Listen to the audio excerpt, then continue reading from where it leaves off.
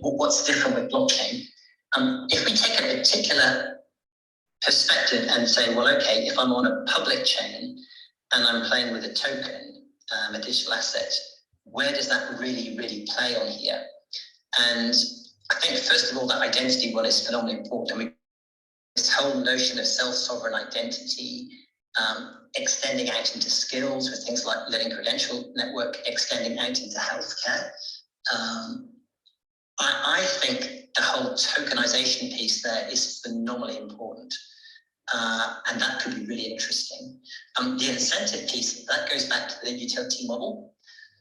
I think the governing function of a network can use that utility token to change behavior. And we see this with things like airdrops, where you try to encourage take up of a network and you airdrop a whole load of tokens.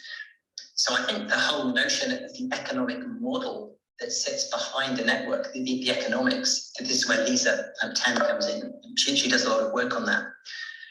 I think that incentive piece is phenomenally important. Then we get down to liquidity, and I always remember something that Jesse Lund said,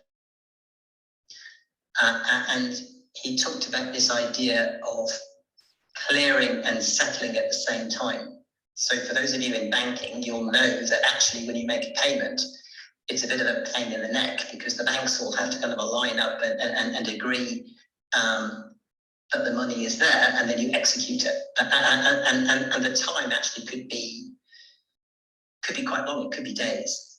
Whereas with a digital asset, you are clearing and settling at the same time, so the payment becomes virtually instant. It's maybe 10 minutes to run a block on Bitcoin, for example.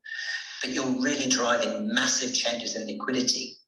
And I think that's super important, particularly if we can drive micro payments. Now, it becomes super interesting, not just in the clearing and settling at the same time, but also in the granularity of the payment.